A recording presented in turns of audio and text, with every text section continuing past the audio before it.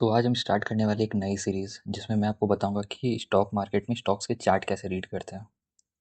ये सीरीज़ में कुछ पैटर्न्स बताऊंगा और तरीके बताऊंगा सिंपल सिंपल एक एक करके। एक वीडियो में एक पैटर्न ऐसे फिर एग्जांपल्स ताकि ताकि आपको अच्छे से क्लियर हो सके कि चार्ट कैसे रीड करते हैं। क्योंकि स्टॉक मार्केट में सबसे इंपॉर्टेंट पार्ट होता है chart reading he.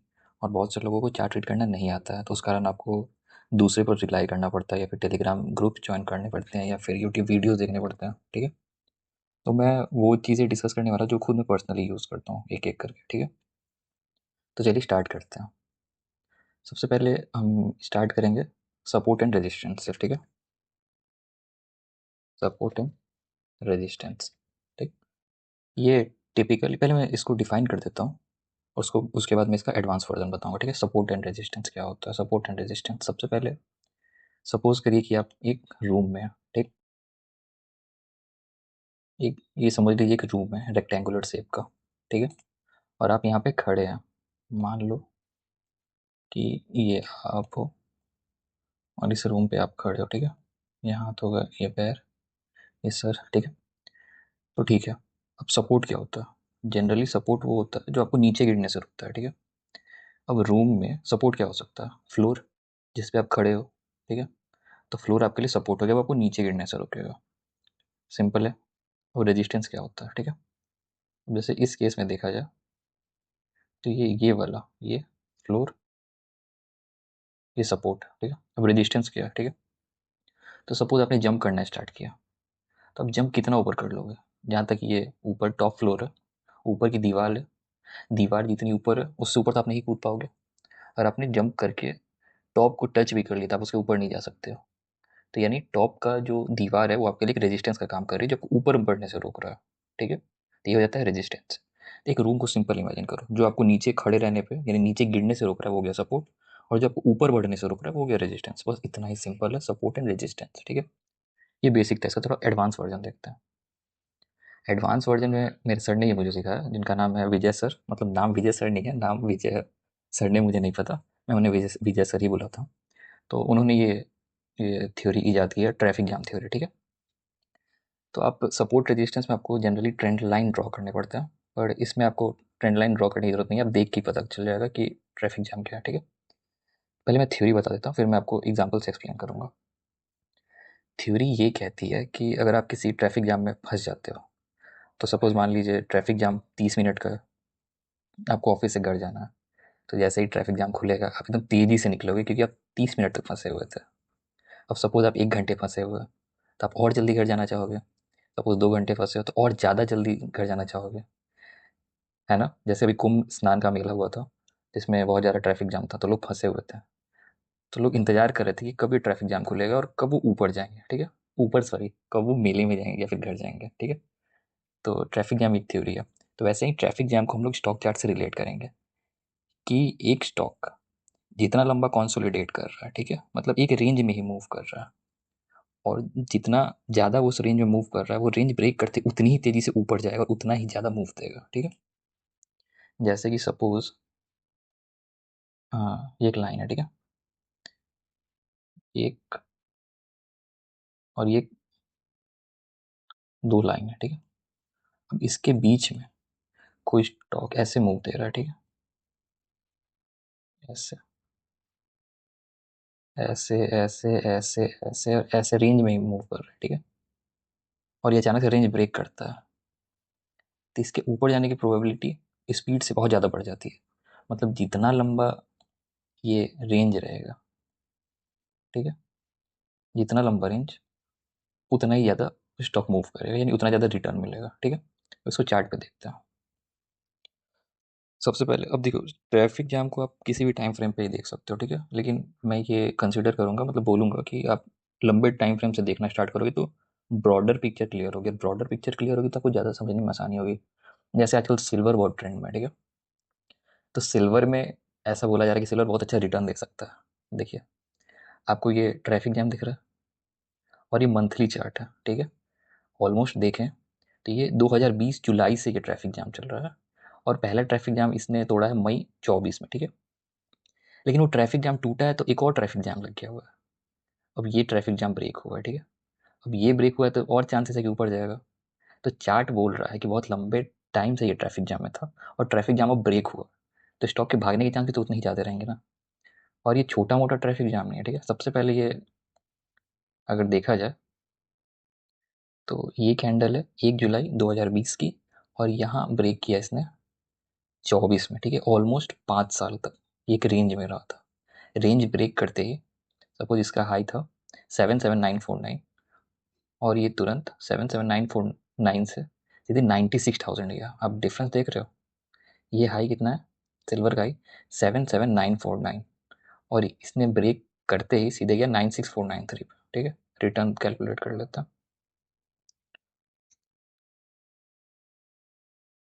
96493 minus 77949 divided by 77949, almost 23% का रिटर्न दिया वो सिंगल मंथ, ठीक है। ये ब्रेक किया उसके बाद सीधे 23% का रिटर्न दे दिया, ठीक है।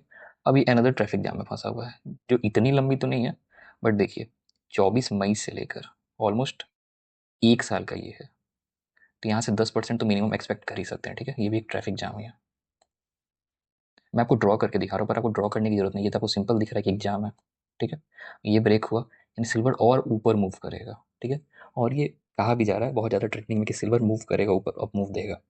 पर रीज़न क्या आपको समझ में आ रहा था, ये चार्ट पे क्लियरली है ये कि रेंज में मूव कर रहा था, और ये रेंज ब्रेक करेगा तो ये और ऊपर जाएगा, ठीक है। जैसे ये मंथली था, इसको 3 मंथ पे भी देख सकते हैं। ट्रेडिंग व्यू पे देखने का थोड़ा ज़्यादा फायदा रहता है, आप ईयरली तक आप देख सकते हैं, ठीक है। जैसे ये देखो एक मूव था और यहाँ मूव दिया, फिर ये है एक मूव दे रहा है, ठीक है।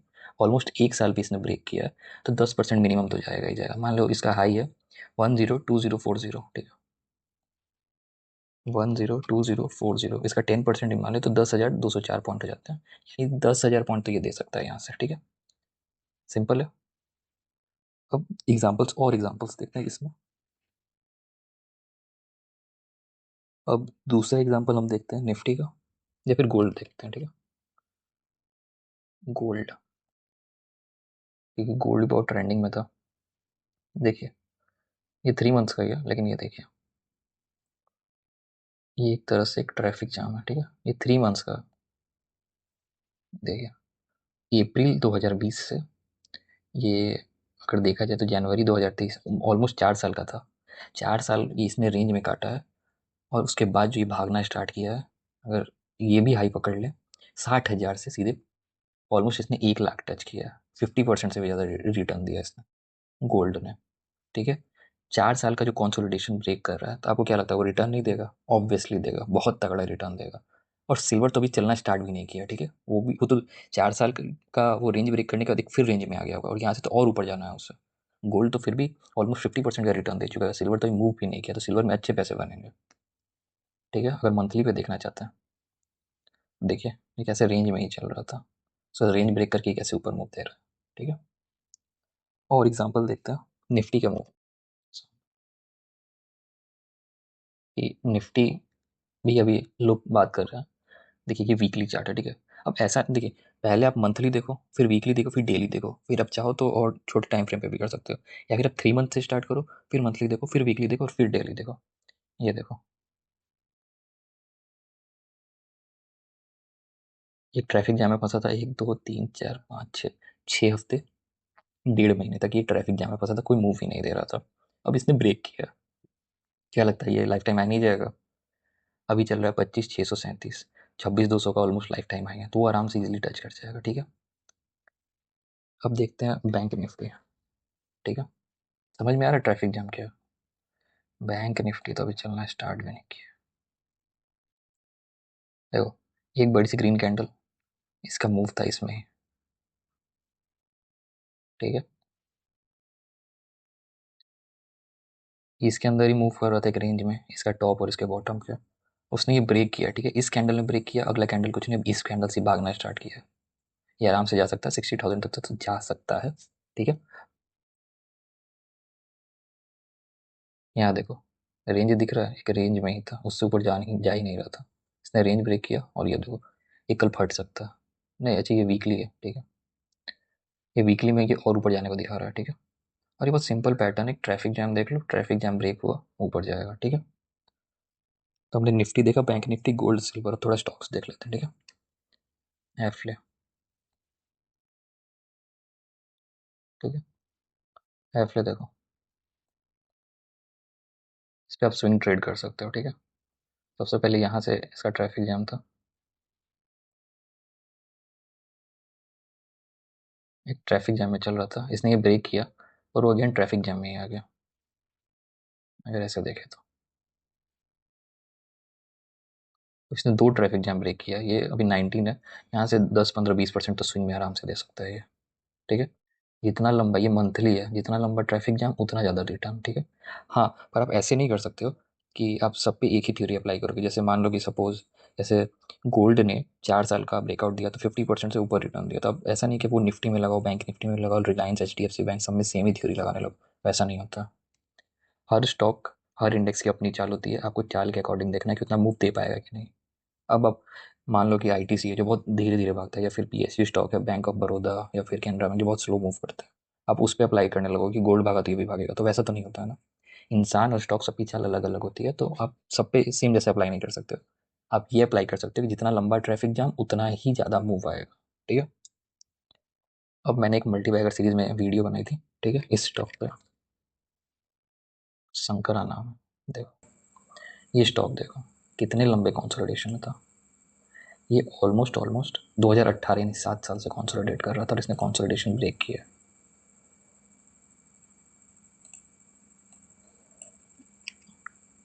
अच्छा देखो, यहाँ से इसने कंसोलिडेशन ब्रेक किया, तो आपको क्या लगता है यहाँ रुक जाएगा? यहाँ से मूव कर, अब ये ऊपर जाएगा, ऊपर जाने की कोशिश करे और ये और ऊपर जाएगा, ठीक है। तो यहाँ से 10 15 20 आराम से दे सकता है, स्विंग में खेल सकते हो मस्त, ठीक है, सिंपल है। और ये 6 मंथ का, ठीक है। ईयरली में देखो आप, तो देखो 1 2 3 4 5 6, ऑलमोस्ट 6 साल तक एक रेंज में था, 7वें साल में इसने ब्रेकआउट दिया, ठीक है। BSE देखते हैं, देखो BSE खूब भागा, थोड़ा छोटे टाइम फ्रेम पे आता है। देखो सबसे पहले ट्रैफिक जाम था यहाँ पर, लोग सोचते हैं कि न्यूज़ है, ये है वो है, ठीक है। ये ट्रैफिक जाम था, ये 23 नवंबर से ऑलमोस्ट सितंबर तक, ऑलमोस्ट ऑलमोस्ट 10 महीने का ट्रैफिक जाम इसने ब्रेक किया, ठीक है। ब्रेक किया और ऊपर गया आराम से, इसने ब्रेक किया 1000 का हाई, 1088 1088, और सीधे चला गया ये 2000, ऑलमोस्ट 100% रिटर्न। ये फिर से एक ट्रैफिक जैम में आया, ठीक है। इसने ट्रैफिक जैम फिर से ब्रेक किया, अगर इसका हाई देख लेते हैं 2044, तो इसने फिर ऑलमोस्ट 50% का रिटर्न दिया, यानी 1000 ब्रेक किया, 2000 ब्रेक किया, सीधे 3000। तो आपको दिख रहा है, चार्ट पे दिख रहा है। आपको ये सब ड्रॉ करने की जरूरत नहीं पड़ेगी अगर आप रेगुलर देखते रहोगे तो, ठीक है। इसको छोटे टाइम फ्रेम पे भी देख सकते हो, जिस टाइम फ्रेम पे भी देखना है देख लो। जितना लंबा कंसोलिडेशन उतना ही ज़्यादा मूव, मैं लिख भी देता हूँ, जितना लंबा कंसोलिडेशन उतना ज़्यादा मूव, सिंपल। ये ट्रैफिक जैम थ्योरी बस इतना बताती है, और आपको स्विंग ट्रेड तो आराम से मिल जाएगा, बहुत अच्छे अच्छे स्टॉक्स में स्विंग ट्रेड करने मिल जाएगा, मज़ा आ जाएगा आप चार्ट ट्रेड करोगे तो, ठीक है। AU बैंक देखो,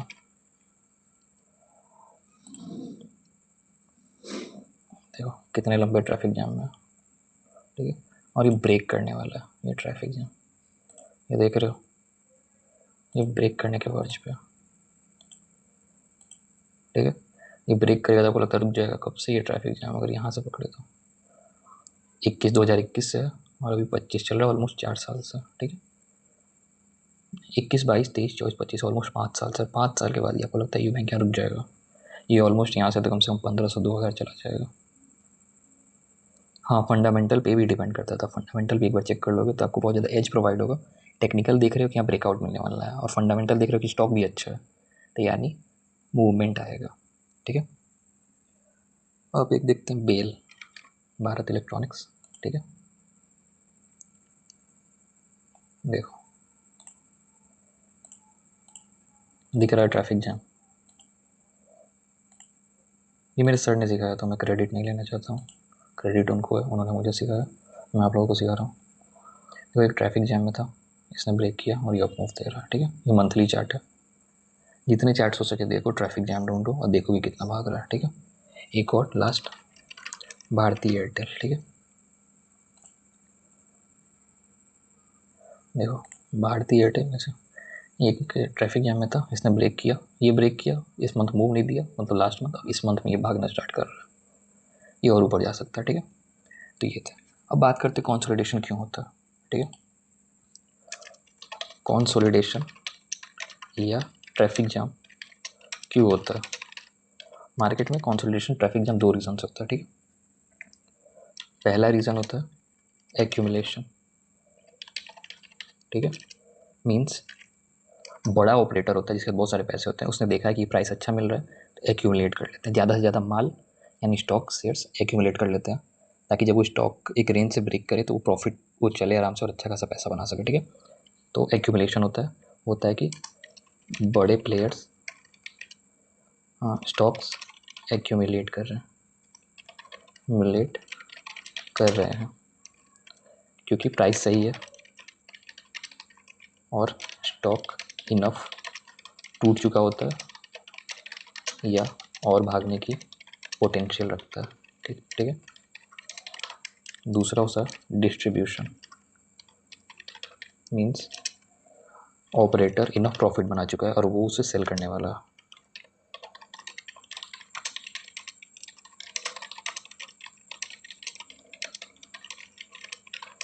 ठीक है।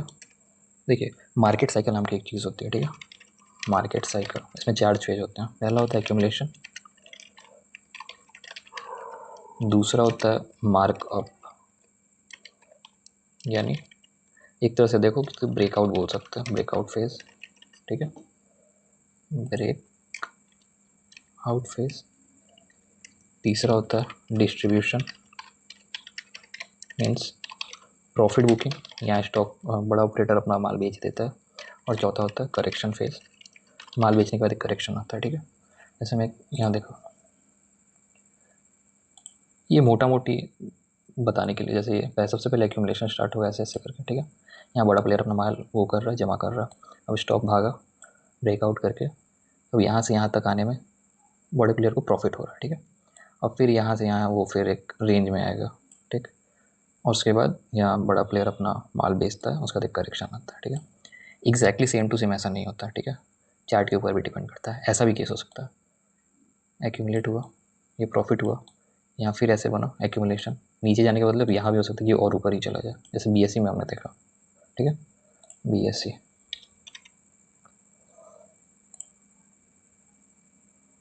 ठीक है। जैसे यहाँ एक्यूमुलेट हुआ, ये ऊपर गया, यहाँ फिर एक्यूमुलेट हुआ और ये ऊपर ही भाग गया, ये नीचे नहीं है, करेक्शन नहीं है, ठीक है। तो ध्यान रखना है, ठीक है। हर बार ऐसा ज़रूरी नहीं होता, लेकिन मोटा मोटी है ना, मार्केट में 4 फेजेस होते हैं और ये आने ही आने रहते हैं सूनर और लेटर, ठीक है। तो ऐसा नहीं है कि ये एक्यूमुलेट किया, ये ऊपर प्रॉफिट बुक और ये अभी ऐसे आ जाए, पैटर्न चेंज भी होता है लेकिन मोटा मोटी यही रहता है। लोग जमा कर रहे हैं, मतलब बड़े प्लेयर, उसने प्रॉफिट बनाया अच्छा खासा, फिर अब वो यहाँ से बेचना स्टार्ट करते हैं और फिर किसी भी लेवल पे, मान लो चलो 2000 पे, तो 3000 पे तो बेचेंगे ना, 4000 पे, 5000 पे। अब ऐसा नहीं कि वो पूरा माल बेच देंगे, या फिर ऐसा भी नहीं कि वो माल बेचेंगे, ठीक है। करेक्शन आता है थोड़ा सा, तो ऐसे गया ऊपर गया, ऐसे थोड़ा सा करेक्शन आया, अब ऑपरेटर को और उठाना हो तो थोड़ा स्टॉक को तोड़ देता है और माल उठा लेता है, क्योंकि उसको पता है पोटेंशियल, ठीक है। जैसे ये ऊपर गया, ये थोड़ा सा करेक्शन फेज है बीएससी में, ये वाले कैंडल में, लेकिन ये बहुत ज़्यादा नहीं तोड़ा और यहाँ से वो ऊपर ही जा रहा है, यानी और माल एक्यूमुलेट किया ऑपरेटर ने, क्योंकि ऑपरेटर को पता है कि बीएससी काफ़ी अच्छा स्टॉक है, एक्सचेंज ही है जो कोई बंद ही नहीं होने वाला है, तो उसे क्यों ही बेचेंगे, ठीक है। तो अब देख लेते हैं थोड़ा ऐसे स्टॉक जहाँ डिस्ट्रीब्यूशन फेज चल रहा है, ठीक है। ये देखो,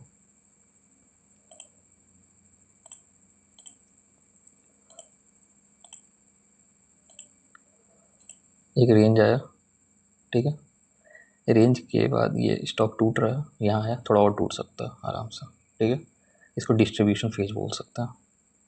इसको और बेटर में देखने के लिए ABB इंडिया, जैसे देखो ये ऊपर गया, ये डिस्ट्रीब्यूशन फेज, अब ये स्टॉक टूटना स्टार्ट,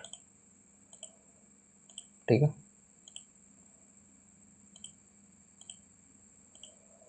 और ये नीचे गिर गया, ठीक है। डिस्ट्रीब्यूशन, यहाँ मतलब यहाँ स्टॉक बेचना स्टार्ट किया ऑपरेटर ने और यहाँ स्टॉक नीचे गिर गया, करेक्शन फेज स्टार्ट हो गया, ठीक है।